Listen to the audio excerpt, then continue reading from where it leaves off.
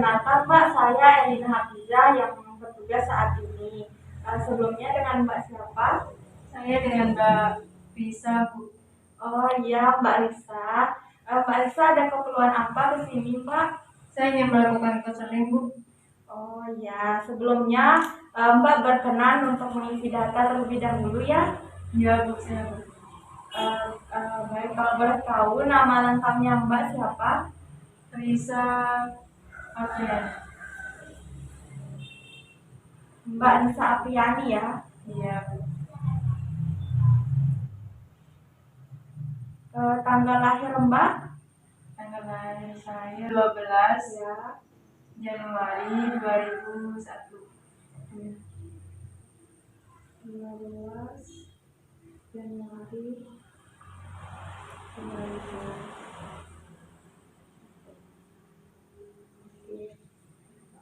Untuk nomor teleponnya Mbak?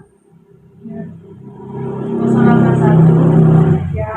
860 Ya. 211 Ya. 123. Alamatnya? Di Jago. Jago. Oh, Jago yang Mbak dekat dari sini ya? Iya.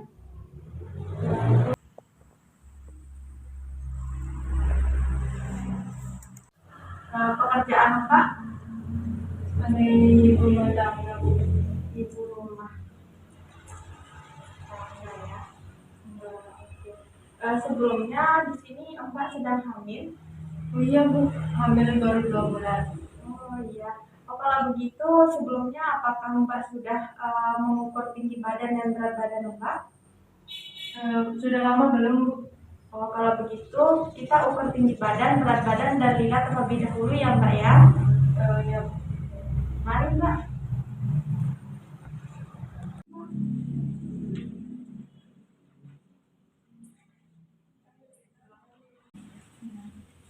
Silakan berdiri. Tempelkan tumitnya pada dinding. Ya. Sudah Mbak. Mendengar ke depan.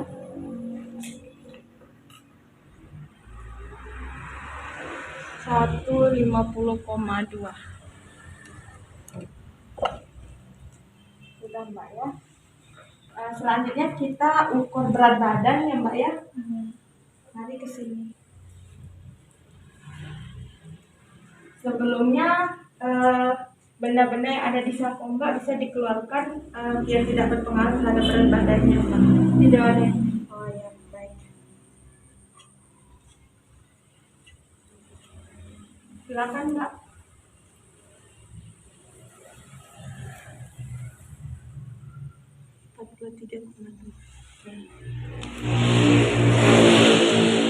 Baik, selanjutnya kita ukur lila ya Mbak. Sebelumnya kita ukur lila terlebih dahulu Mbak ya. Iya, Bu. Sebelumnya tangan yang Mbak sering gunakan sehari-hari yang mana? Yang sebelah kanan. Oh ya, minta tolong permisi ya, tangannya dilipat ke sini. Di sini, gitu.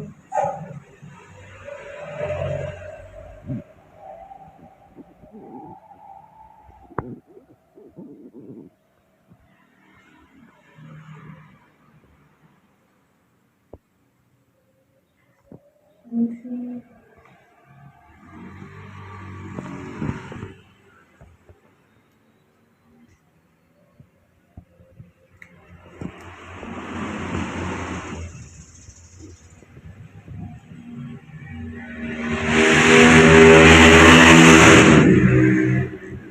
Baik Pak, berdasarkan hasil pengukuran yang tadi antropometri, berat badan Mbak itu diketahui 43,2. Lalu tinggi badan Mbak yaitu 150,2. Lalu untuk lila, nah di sini lilanya Mbak 22,5.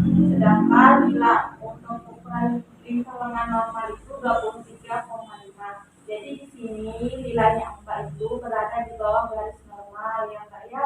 Jadi ini menandakan Mbak mengalami cek atau kurang energi kronis. Sebelumnya apakah Mbak Lisa tahu apa itu cake? Sebenarnya saya tidak tahu apa itu cake. Oh iya, iya Mbak. Sebenarnya saya jelaskan sedikit ya. Jadi cake ini atau namanya gikonik ialah kejadian di mana seorang ibu atau wanita mengalami kekurangan kalori dan protein. Jadi cake ini berbahaya Mbak, baik bagi Mbak maupun janinnya Mbak. Ini dapat beresiko janinnya Mbak bisa berat badan lahir rendah atau BBRR. Bila bayi Mbak lahir dengan BBRR, itu beresiko akan terjadi prematur, lalu kematian, gangguan pertumbuhan dan perkembangan, dan gizi buruk gitu Mbak. Kalau begitu ya Mbak, kalau boleh tahu Bu, cake itu apa aja penyebabnya? Oh, cake itu biasanya seperti yang saya bilang tadi disebabkan oleh asupan kalori dan protein dari si ibu yang kurang selama jangka waktu yang panjang atau tahunan. Kemudian cake ini juga dapat disebabkan oleh pola makan yang tidak teratur atau tidak seimbang dan asupan nutrisi dari ibu yang kurang. Oleh karena itu, tujuan konseling kita pada siang hari ini adalah mendiskusikan perubahan pola makan mengikuti anjuran makanan untuk mengatasi cake ini, Mbak. Proses konseling ini akan berlangsung lebih kurang 60 menit, meliputi pengkajian gizi serta nanti akan ada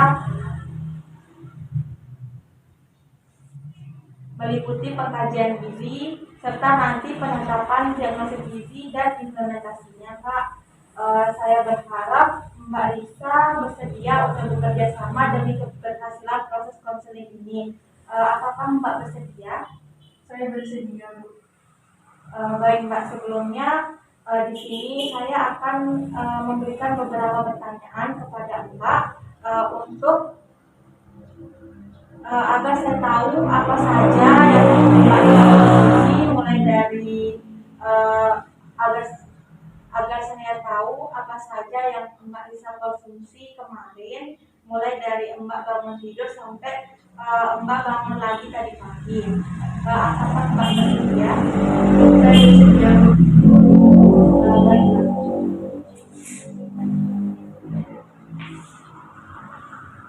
Mbak. Baik Mbak, kemarin Mbak bangun jam berapa? Saya bangun itu jam 4, jam 5.30. Setelah itu Mbak ngapain aja? Saya sholat, ya, habis itu saya jalan-jalan di depan rumah. Saat selesai sholat atau sebelum jalan-jalan, apakah Mbak ada konsumsi sesuatu? Tidak ada Bu.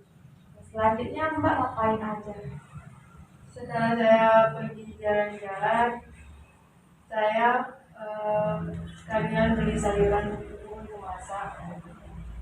Setelah itu baru saya sarapan. Saya sarapan menggunakan nasi goreng, terus dengan minum air putih.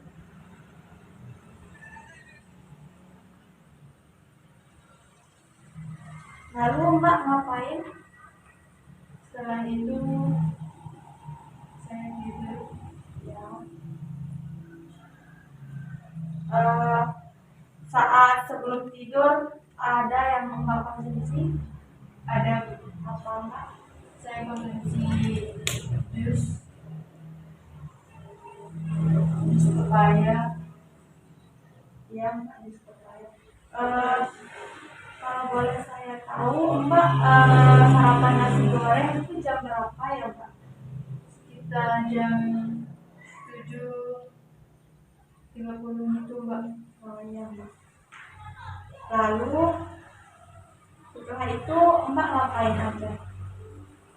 Tidak ada, biasa nyapu-nyapu di depan rumah.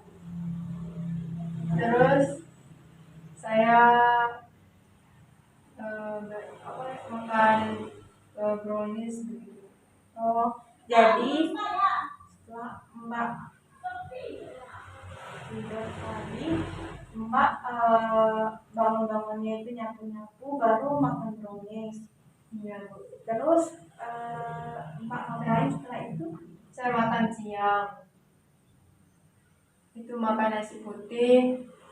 Terus lauknya itu telur. Sayurannya saya makan bayam, sayur bening begitu, Bu. Setelah makan siang, Mbak aktivitasnya apa?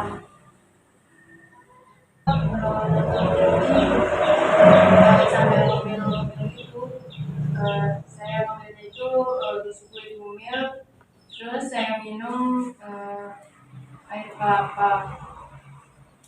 Lalu Mbak, Terus saya makan malam dengan nasi putih tapi sedikit kayaknya, Mbak. Terus lauknya itu lauk telur lagi sama tahu. Itu aja, Mbak. sebelum makan malam apakah ada yang Mbak konsumsi? Apa ya? Air putih mungkin, Mbak. Air putih 1 gelas. Lalu setelah makan malam, Mbak ngapain? Saya apa namanya itu? Saya langsung tidur. Nonton TV lagi. Kemudian saya tidur.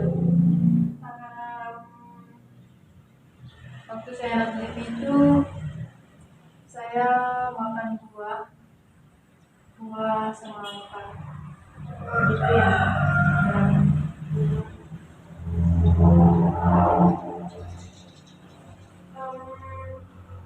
Sebelum tidur, apakah Mbak ada mengkonsumsi suplemen? Ada, Bu. Saya mengkonsumsi suplemen penambah darah. Lalu ada lagi yang Mbak konsumsi? Tidak ada. Selanjutnya di sini saya akan menanyakan untuk jumlah berat makanan yang Mbak konsumsi ya. Untuk nasi goreng itu kira-kira Mbak mengkonsumsi berapa sendok nasi? Sendok nasi itu paling setengah sendok nasi. Setengah sendok nasi. Iya. Mungkin atau bagaimana? Sedang atau gimana? Mungkin. Setengah sendok nasi mungkin ya. Iya, Bu. Lalu untuk jus pepaya Mbak konsumsinya berapa gelas? Saya konsumsi setengah gelas. Setengah gelas ukuran berapa liter kira-kira? Berapa mili? Yang gelas biasa itu sekitar 100 ml. 100 mili. Ya.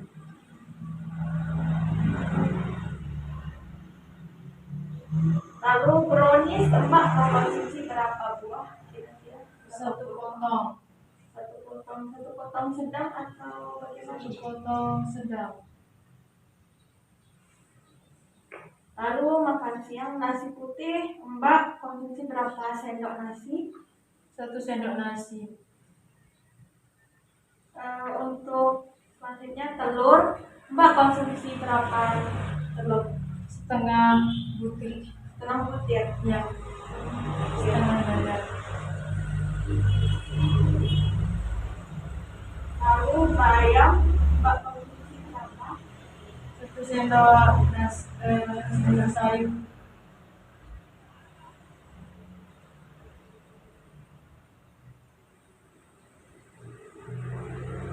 Lalu biskuit berapa buah yang Mbak konsumsi? Saya konsumsi 3 buah. Air kelapa 1 gelas. yang ukuran 200 ml. nasi putih 1 sendok nasi.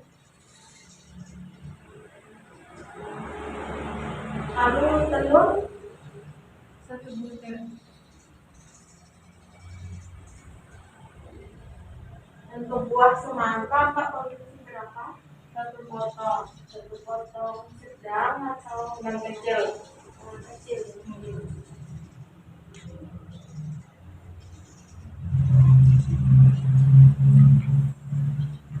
Untuk nasi gorengnya itu ada campuran apa aja di sana Mbak? Ada campuran sosis, Sosis saja? sama daun seledri gitu. Itu aja Mbak? Iya Bu. Lalu untuk telur, itu telur itu ada campuran apa aja dan cara pengolahannya bagaimana Mbak? Saya dadar. Telurnya didadar ya Mbak ya Bu. Setelah tomat aja sama bawang.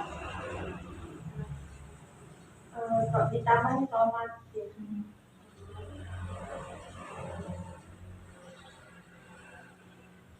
Lalu untuk telur pada makan malam itu diolah dalam bentuk apa ya Bu?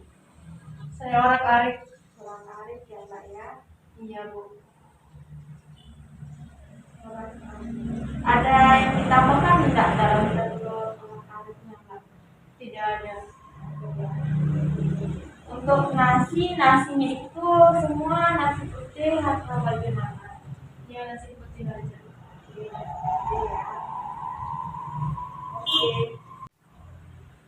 Oke, baik Mbak. Sekarang saya ulangi ya apa saja yang Mbak konsumsi kemarin, mulai dari Mbak bangun tidur sampai Mbak bangun lagi tadi pagi. Yang berdasarkan yang tadi Mbak kasih tahu di sini, Mbak sarapannya menggunakan nasi goreng, lalu Mbak minum air putih, lalu Mbak minum bis pepaya dan juga mengkonsumsi brownies. Lalu pada makan siang Mbak mengkonsumsi nasi putih, telur, lalu bayam. Untuk saat selingan Mbak mengkonsumsi biskuit bumil ya. Terus Mbak minum air kelapa sama air putih. Lalu setelah itu Mbak makan nasi putih, telur, lalu buah semangka, lalu suplemen penambah darah ya Mbak ya. Dari yang disebutkan tadi apakah ada yang kurang dari yang Mbak konsumsi kemarin? Tidak. Berarti ini sudah pas ya Mbak ya. Baiklah Mbak, sebentar saya akan menghitung kebutuhan Mbak ya. Untuk itu di sini Mbak bisa membaca ya Mbak ya. Silakan Mbak.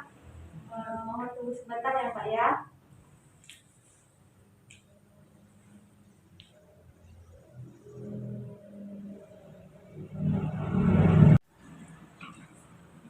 Mbak maaf ya sudah membuat Mbak menunggu lama. Oh iya Bu, tidak apa-apa. Jadi bagaimana Bu? Jadi di sini Mbak setelah saya menghitungkan hasil asupan Mbak sehari kemarin itu kurang dari kebutuhan yang seharusnya. Jadi bisa dibilang asupan Mbak tidak adekuat, terlebih sekarang Mbak sedang hamil. Jadinya kebutuhan zat gizi dalam tubuh Mbak juga bertambah. Oh begitu ya Bu. Iya Mbak. Seperti yang saya katakan akhir-akhir ini saya pusing Bu, seringkali mual muntah dan juga kurang nafsu makan. Baik Mbak, saya dapat memberikan saran, tapi dengan syarat Mbak harus komitmen mengikuti diet yang saya anjurkan.